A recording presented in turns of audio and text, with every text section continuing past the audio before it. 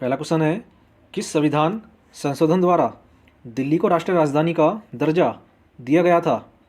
दिल्ली को राष्ट्रीय राजधानी का दर्जा दिया गया था। ऑप्शन सी 69वें संविधान संशोधन द्वारा। 69वां संशोधन यह हुआ था 1991 में। यह दिल्ली को राष्ट्रीय राजधानी क्षेत्र घोषित करता है। क्वेश्चन नंबर 2 है, भारत की 22 भाषाओं का उल्लेख किस अनुसूची में मिलता है? भारत की 22 भाषाओं का उल्लेख यह मिलता है 8वीं अनुसूची में, ऑप्शन बी। क्वेश्चन नंबर 3 है, संसद की लोक लेखा समिति का अध्यक्ष नियुक्त किया जाता है। संसद की लोक लेखा समिति का अध्यक्ष नियुक्त किया जाता है लोकसभा के अध्यक्ष द्वारा, ऑप्शन ए। इस समिति में 22 सदस्य होते हैं। 22 सदस्यों में से 15 लोकसभा और 7 राज्यसभा से चुने जाते हैं। अगला क्वेश्चन है, निम्न से कौन भारत के राष्ट्रपति के रूप में निर्विरोध चुने गए थे? भारत के राष्ट्रपति के रूप में निर्विरोध चुने गए थे, ऑप्शन बी, नीलम संजीव रेड्डी। और इनका कार्यकाल रहा 25 जुलाई 1977 से 25 जुलाई 1982 तक।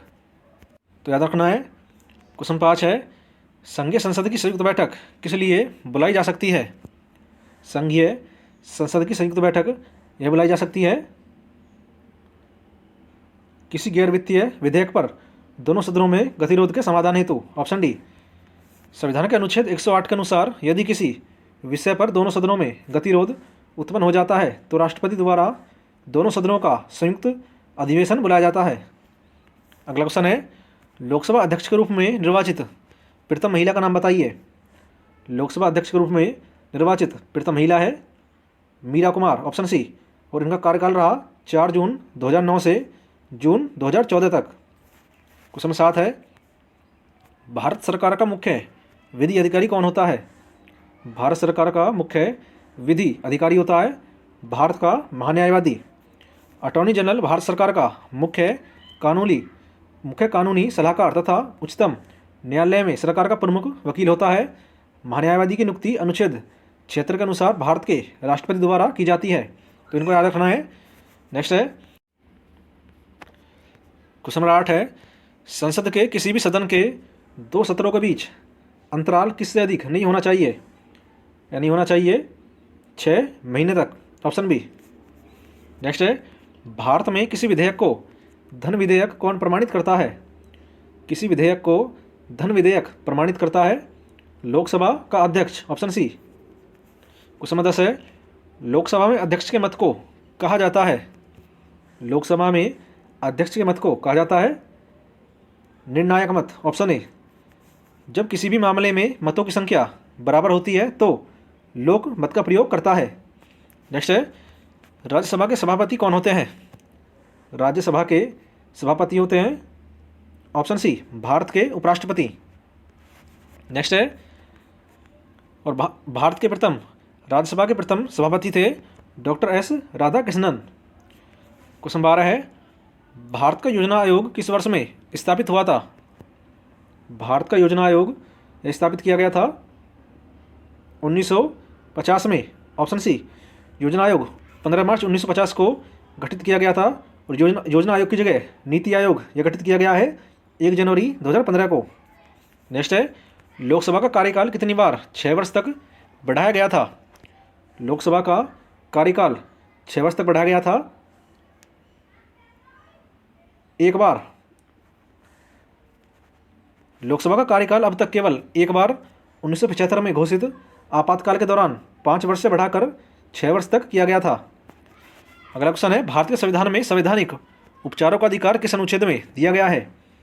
संवैधानिक उपचारों का अधिकार दिया गया है आर्टिकल 32 में। भारत का प्रत्येक नागरिक अनुच्छेद 32 के तहत मौलिक अधिकारों को लागू कराने के लिए सर्वोच्च न्यायालय जा सकता है। सर्वोच्च न्यायालय अनुच्छेद 32 के तहत एवं उच्च न्यायालय अनुच्छेद 226 के तहत रिट जारी कर सकता है। डॉक्टर भीमराव अंबेडकर ने अनुच्छेद 32 को संविधान की आत्मा और हृदय कहा था। अगला क्वेश्चन है, शिक्षा का अधिकार एक मौलिक अधिकार कब बना था? शिक्षा का अधिकार एक मौलिक अधिकार यह बना था 1 अप्रैल 2010 को, ऑप्शन बी।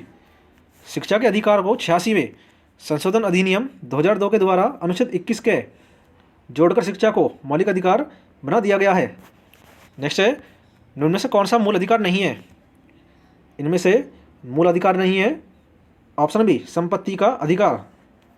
समानता का अधिकार यह दिया गया है अनुच्छेद 14 से 18 में।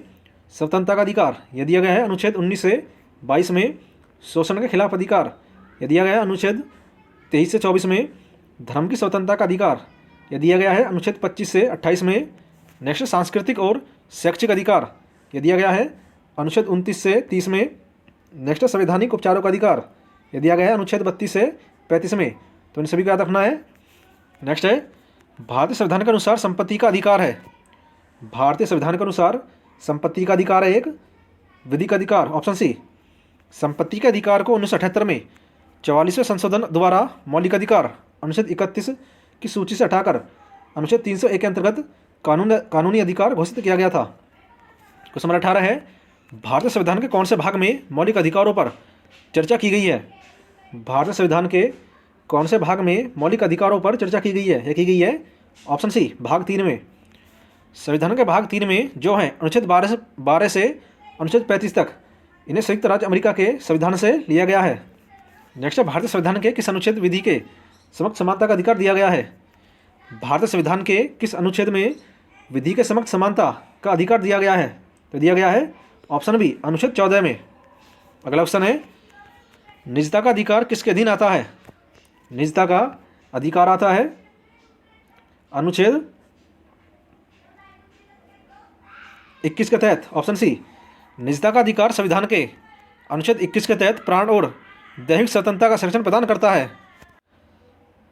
अगला क्वेश्चन है भारतीय नागरिकता किसके द्वारा दी जाती है?